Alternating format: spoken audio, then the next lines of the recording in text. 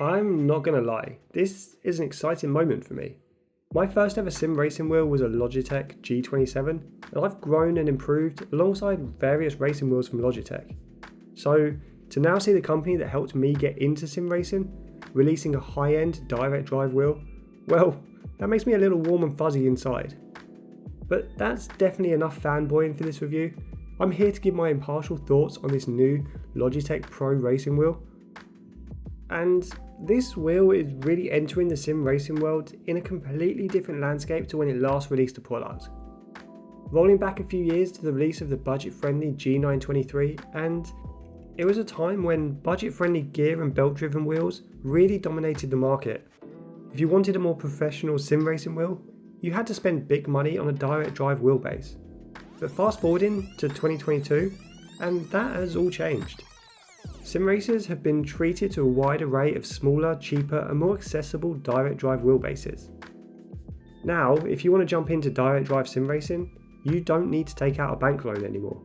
So when I received this new Pro Racing Wheel from Logitech, I was convinced it was going to be a product in a similar vein, and then I saw the size of the box. This Pro Racing Wheel definitely isn't a small, underpowered direct drive wheelbase. Instead, it treads a middle ground between those offerings and the really hardcore high-end wheelbases, and it comes with a relatively high price tag of €1,099 or $999. And this leads me to my big question. Is there space in sim racing in 2022 for this style of racing wheel at this price point? Have Logitech missed the boat a little bit with their direct drive entry? Or have they really nailed the perfect product for a wide range of sim racers? Before I go any further, I just want to thank Logitech for sending me this wheel for review before it was officially announced. This really helped us bring you this review quickly, ready to try and help you decide if you should consider this as a purchase or not. But rest assured, this review is completely unbiased. If something's a bit rubbish, I'm going to tell you, and if it's good, I'll give praise where it's due. But let's rewind about 30 or 45 seconds and touch on that price point a little bit more. The cost of the Logitech Pro wheel is towards the more premium end of the market. But you do have to remember this price includes the wheelbase, a steering wheel and a table clamp. The cost at launch for the Logitech Pro Racing Wheel is €1,099 or $999 as I mentioned before. While this may seem expensive, after all that price would bag you a direct drive wheelbase and a steering wheel from other brands, you'd also be a part of Logitech's new direct drive ecosystem, which I'm almost certain is set to expand with additional products later in 2022 and 2023, but I'll talk about that more later on. And if you are interested in this wheel, I've dropped a link in the description below, but now let's really take a deep dive into this Pro Racing Wheel. And I'm going to start by looking at the overall design, then move on to the performance, and round everything out by talking about compatibility, availability, and my final thoughts. And I want to kick things off with the wheelbase itself. And it certainly is a big boy. I may just be thinking this because I've become so used to the small form factor direct drive wheelbases of late, but the size and design does look much similar to the same design philosophy that Logitech have used in the past. To put the size into perspective, I compared it to a Podium DD1, which is a fairly typical size for a direct drive wheelbase. A DD1 measures in at 240mm, not including the protruding drive shaft. It's 155mm deep and 175mm wide. In comparison, this Pro wheel comes in at 220mm long, 190mm deep and 300mm wide at its widest point. So you can see that it's a little shorter, but it is slightly deeper and substantially wider. This design choice is really comprised of two things. The first is that there's an internal fan included to help dissipate heat, which takes up room inside the body, and then the width is also related to the table clamp and overall mounting philosophy. Now, mounting an 11Nm direct drive wheelbase to a desk with a single table clamp sounds like madness, but combining the strength of the table clamp and the width of the wheelbase, this provides an extremely solid platform. And this is why the bottom of the wheelbase is relatively wide. It has a pretty wide and aggressive stance, which I kind of dig. The top and rear section of the wheelbase swoops away from the driver in a similar fashion to a Formula 1 car does. Again, quite like that. And the front design with the huge grille and angular lines looks pretty cool. There's an OLED display on the front of the wheelbase which can be used as the central point for changing settings. This is accessed by the settings button right next to it and allows you to adjust settings using the steering wheel even when you're in game. I'll talk about this a little more in detail later on. I have to say my main disappointment with the wheelbase is that it is rather plasticky in its construction. The reason for this, I presume, is that the outer body isn't required to be metal as it isn't used as a heatsink like it is on some other wheelbases, but it does detract slightly from the overall aesthetic. Although this is already a relatively heavy wheelbase, so finishing all of the exterior in metal would only add to that weight. So I can't imagine it would have been an overly practical choice either. Despite this, there's a good use of matte and glossy plastic to add layers of interest to the design, and I like the use of glossy plastic on the logos. It does add some extra layers of class. Around the rear of the wheelbase are a variety of connection ports, along with the ventilation for the fan. There are 3 USB ports, one of which can be used to connect to the pedals, and the other 2 I presume will be for additional peripherals in the future. Then there's a power supply port and a micro USB port. I would have rather seen a USB-C port here, but I guess it wasn't required, so micro USB it is. Moving on to the design of the steering wheel. This is somewhere that I always firmly believe Logitech have nailed in the past. The G29 and G923 were great looking budget steering wheels, and you can certainly see the same design philosophy in this wheel rim. There is a similar combination of materials in use, but everything feels a touch more premium. The perforated leather that wraps the hand grips is extremely soft to the touch and feels comfortable in your hands without racing gloves on. The metal that is used for the faceplate has a nice subtle brushed effect, and the use of plastic has been reduced compared to the G923. Also gone are the shift lights on top of the wheel. Instead, these have been moved to the front of the wheelbase, and there are a few new additions on this wheel. There is the standard array of push buttons which all have a very short throw. This makes button inputs very easy to make, and there is a nice click once each button is activated. There's an 8-way joystick, again with a very short range of movement. This can be used to navigate menus or look around your car, and much like the buttons, it feels positive and relatively high quality. Then there are 2 quirky rotary encoders. One is placed facing the driver and the other facing the driver's left hand. This kind of works in practice. The bottom left encoder is almost a thumb encoder, requiring very little hand movement to activate, while the right hand encoder is much more traditional, requiring you to remove your hand to activate it. These are very light to use, allowing multiple changes to be made very quickly. I quite like this approach as I can make quick adjustments much easier when compared to some stiffer encoders on other steering wheels. Both of these encoders also have a push function, allowing for an extra input to be mapped to each one, which is nice. Flipping the wheel over and you'll notice a few elements that have never been on a Logitech wheel before. First of all, there are a set of magnetic shifters which have just the right amount of resistance, and they're very quiet to operate.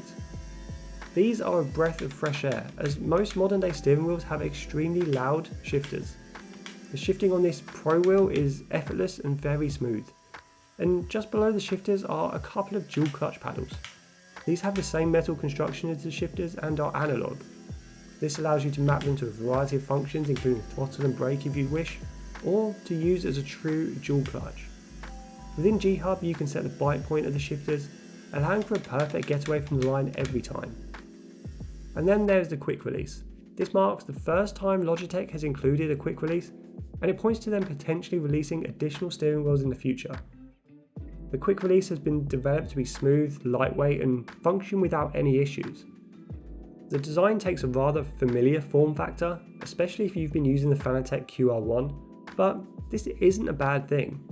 The design allows users to easily grip and remove the steering wheel with ease, all in a single action. And then, to reattach the wheel, you simply align the arrow on the steering wheel with the arrow and groove on the wheelbase, and push the wheel onto the base, and it's ready to race. Unlike some wheelbases, Logitech's attempt is rather bulletproof. During use, even at the maximum torque setting of 11 Nm, there is absolutely no slip or unwanted movement in the quick release mechanism. With the Logitech Pro wheel, you do get a clamp included. This table clamp attaches to the front of the wheelbase via a sliding mechanism, and it locks your wheel to the table, desk or sim rig via a single, strong rotating clamp. The table clamp screws up to the underside of your surface very easily. This allows you to very quickly mount and unmount the wheelbase, and the surface of the clamp that touches your desk has a nice high quality rubber pad. This rotates individually the screw, ensuring that the underside of your surface isn't marked or damaged. This is often a complaint when using table clamps from other brands, so it's refreshing to see Logitech create a nice solution here. The clamp works to secure your wheelbase centrally, and then the width of the wheelbase itself helps to keep the whole product stuck in place. And I'm pleased to say that the table clamp really works, even when racing with the full 11 Nm of torque available. I was skeptical at first, thinking that the wheel would eventually shake itself loose, but across multiple hours and hours of racing, the table clamp kept the wheelbase in its original position, and I was kind of in awe at this. With Logitech's previous experience with sim racing, many will have extremely high hopes for this, their first direct drive wheel, and I can say right off the bat that Logi has nailed the force feedback feeling with this wheel. The best way to describe it is that there are quite simply layers of force feedback present in this wheel that I've not really experienced with other direct drive wheelbases. Every company handles the translation of force feedback differently, but Logitech has seemingly managed to almost split the force feedback into multiple layers, and I think this is in part thanks to TrueForce. The first layer of force feedback provides a strong, weighty steering wheel. As you attack a corner, you have to muscle the car into turning and hold it against the resistance of the motor trying to push back against you. This feels excellent, and while the force feedback is strong, it's oh so smooth. There isn't really a presence of unnecessary shaking just in an effort to translate different forces to you. Everything with this Pro wheel is intentional, strong, and detailed where it needs to be. While the regular force feedback feeling of weight shifts and different forces are all present, there is a secondary layer of force. These are reserved for smaller vibrations such as the bottom of your car making contact with the road, rumble strip vibrations, and how it feels as your wheels break traction. During any of these scenarios, the motor inside the wheelbase will vibrate and rumble accordingly. But rather than simply shaking your wheel out of your hand every time you ride over a curb, there is an underlying rumble as though you're in the car and you're actually feeling the vibrations through the tyres and body of the car. So you end up with this dual channel of force feedback. Other wheelbases will simply apply additional wheel shake, vibration and force when applying these forces, but this separation in this Pro wheel really helps inform the driver exactly what forces they're feeling. There's a distinct difference in forces such as curbs, wheel slip and weight transfer. Now I mentioned TrueForce there, so I thought it was only right that I explained that a little more. TrueForce made its debut on the G923, and this technology allowed in-game audio to be translated into vibrations and rumbling within the steering wheel.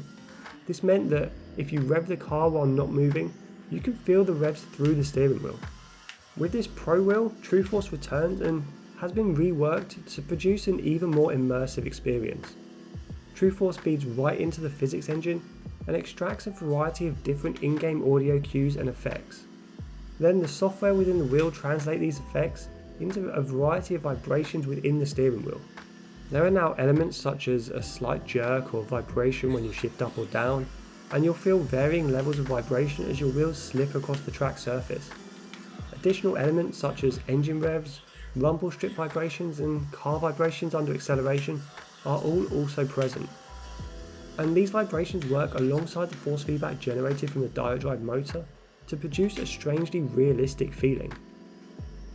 Now, unlike many small direct drive wheelbases that have launched recently, Logitech has taken a different approach when it comes to cooling. They've installed a single fan inside the Pro wheelbase which works to keep the internal temperature low. This does mean that the external body of the wheelbase doesn't really heat up at all. Instead, the internal fan dynamically varies its speed depending on how hot the wheelbase is getting. This does mean that if you're racing in an extremely warm environment for long periods of time with the settings turned up to max, you may hear some fan noise as the fan works harder to keep the internals cool. But I'm happy to say this really wasn't an issue for me. I race in a relatively average temperature room, and even when racing for longer periods with this wheel, with the higher force feedback strength settings, I never heard the fan speed up at all. There really is little fan noise when operating the Pro wheel, Only in extreme situations can I imagine the fan noise becoming an issue. What the inclusion of an internal fan does do, however, is it prevents the outside of the wheelbase from heating up. Some wheelbases get very hot due to the external walls being used as a heatsink, but not this Pro Wheel. The Logitech Pro Wheel features a sharp OLED display on the front of the wheelbase, and from here you can access a variety of customizable settings and options. You can adjust the wheel's steering lock, the overall strength and force feedback, the output response curve, and more settings. These can all be changed through the wheelbase itself if connected to a console, or can be accessed via the G-Hub software if you're using a PC. These adjustments work alongside in-game settings to really help you dial in the overall feeling you get from the wheel. And once you've created a selection of settings that feel just right, you can save them to a custom profile. You can have a number of different profiles saved, each with different settings, and you can quickly change between these profiles on the fly. This gives you a lot of scope to be able to create different settings for different games or for different cars in-game. For example, in a game such as Forza or Gran Turismo, you can create a profile that is more suited for road cars, and then create another profile that works well with track cars. And you can then create a third profile that is ideal for open wheel Formula 1 cars. And then as you jump in and out different cars in game, you can select the correct profile on the wheel in a matter of seconds. This saves a lot of time readjusting settings over and over as you chop and change cars and games. One really cool feature that can be configured for PC sim racers via G-Hub is enabling external actions. By this I mean you can configure certain button inputs on the Pro Wheel to perform certain action within Windows and other software outside of the game you're playing. For example, you can set a single button to map a command in Discord to mute the voice chat, or toggle recording on and off in OBS. This means that you won't need to exit your game to enable these features. While racing, simply press the button assigned to action and you'll be able to perform that action. If you do this, G-Hub will then disable that button in-game, meaning it won't perform an in-game action at the same time. This feature is fantastic and really removes the need to take your hands off the wheel to push a shortcut on your keyboard or your button box. And it opens up features such as push to talk via Discord, rather than using an in-game voice chat. Now I mentioned that the rev lights have been removed from the steering wheel and are now on the front of the wheelbase, and these rev lights can be customized much like other parts of this wheel. There's a variety of presets that allow the rev lights to shift in different patterns. You can go from left to right or change it from outside to inside, for example. And then if that isn't enough, you can jump into G-Hub and customize the color of each individual LED lights. The rev lights in action are incredibly bright, and you can really see in your peripheral vision just when to shift. This is an example of how to do rev lights correctly. Much like previous Logitech sim racing products, this Pro Wheel comes in two variations. You have a PlayStation compatible variant and a separate Xbox compatible variant. Each of these products are compatible with PC, and this requires sim racers to choose the correct version of the Pro Wheel which aligns with the console they'll be racing on. And unfortunately, it also means you won't be able to race on both Xbox and PS5 with a single Pro Wheel. Logitech has, however, worked closely with both PlayStation and Xbox to ensure that all functionality on the wheel works with either console. This means that on normally restrictive Xbox consoles, additional functionality such as the OLED display, rev lights, and additional inputs will work. This is pretty huge, as normally Xbox limits any additional button or inputs and simply doesn't allow them to work. As an example, many buttons on a Fanatec steering wheel simply won't register or work when connected to an Xbox console. For Logitech to be able to work closely with Xbox to ensure this additional functionality is supported is fantastic news. Now, it's up to individual game developers to decide whether they want to incorporate this additional functionality into their games or not, so there may be some racing games that don't support these additional inputs. But that decision is with the game developer, as Logitech has provided a platform for the extra inputs and functionality to be fully operational. And with PlayStation, just like most peripherals, all additional functionality on the Pro Wheel will work with the majority of games. The introduction of the quick release system to the Logitech Pro Wheel does lead me to believe that future steering wheel add-ons will be available in the future. Nothing has been officially announced regarding the future roadmap, but it's a pretty safe bet to say that this will be the case. There are also 3 USB ports on the rear of the Pro wheelbase. Again, nothing has been officially announced, but it's safe to say that these ports are there for a reason. This could mean that we are likely to see additional shifters and handbrake options in the future. Now, it wouldn't be right if I didn't mention some negatives that are present in this Pro Racing Wheel, as there are some. My first and main complaint is the size of the wheelbase. As I mentioned earlier, it's pretty large. It's much bigger than the smaller, budget-friendly direct drive wheelbases, but that is to be expected. However, it also has a considerably larger footprint than a lot of other high-end wheelbases. This is to ensure it can both cool itself efficiently and that it's stable while using the table clamp. Now, I understand this choice, but it does take a little adjustment when transitioning from other wheelbases. There's also an incline on the angle that the steering wheel is pointing, and this made setting up the ideal mounting position a little more awkward, as I had to angle my wheel mount down at the front. No other direct drive wheelbase that I know about has this incline. And now, it's there because of the table clamp. So when you're sitting at a desk racing, you need this incline to have a comfortable driving position. So having it built in is nice for that use case. But it would have been nice if this incline was built into the table clamp instead. Or if there was a way of side mounting this wheelbase. That would have made mounting it in a rig a little bit easier. Another area that size affects is when aligning your wheel up to your monitor or TV. Like many sim racers, I like to position my wheel as close to my display as I can. This allows me to feel more immersed in the car I'm driving. Due to the length and height of this wheel, I now have my wheel much further away from my display than I'd prefer. I'll often have the top of the steering wheel overlapping my display so that I can see the on-screen dashboard through the gap underneath the top of the wheel rim. However, due to the fact that the wheelbase sticks up so much from the drive shaft, it also makes setting up in this manner very hard. You can see that from my perspective here, I've had to lower the whole wheel so the top of the wheelbase doesn't obscure my on-screen dash. But in doing so, it reduces the gap between the top of the wheelbase and the steering wheel rim. This means I can no longer see my full on-screen dash when racing games such as ACC or iRacing. This is possibly my main annoyance when racing with this wheel, as it does disrupt my usual flow. I'm having to constantly look around my wheel rim to see vital information. I do also feel that the steering wheel itself lacks a little bit of personality. The design of it is okay, but there isn't anything that I particularly love about the way the steering wheel looks. The older G923 had a bit more of a unique character.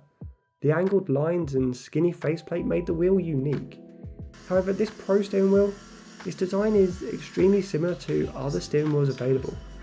Other than the strangely mounted rotary encoder, if you remove the Logitech logo and blue accents, you'd have a hard time figuring out which brand designed this wheel. I'd have liked to see something a little more unique, maybe some extra design flourishes here and there. But with the introduction of the quick release, this is certainly an area that may not be an issue in the future. Logitech now has the platform to release additional steering wheel peripherals, potentially making this a moot point. And I'm going to try and wrap things up there. This has been a pretty lengthy review, but it's a product that I believe deserves an in-depth discussion. Being Logitech's first direct drive wheel, it needs to be talked about, as this could well become one of the most popular sim racing products on the market as time goes by. I have to say that the force feedback from this wheel is incredible. The combination of different effects that are present are outstanding, and a lot of that is in thanks to TrueForce. It almost makes me not want to go back to other direct drive wheelbases, as I know I'll be missing out on some of the small layers of detail that are present here. Although for me and my current setup, the size of the product and the drawbacks associated with that mean that this probably won't be my new regular racing wheel. If Logitech releases a formula style steering wheel in the future, fixing the issue of screen coverage that I have, then I would have to strongly consider this as my new favourite wheel. But that leads me to have to answer the question that I asked at the beginning of this review. Is there space for this style of racing wheel in 2022? And I firmly believe that there is. This wheel offers force feedback that is hard to beat at this price point. It comes with a fairly decent steering wheel and a table clamp that actually works to support this wheel when it's desk mounted. And that combination could be exactly what a lot of sim racers are looking for.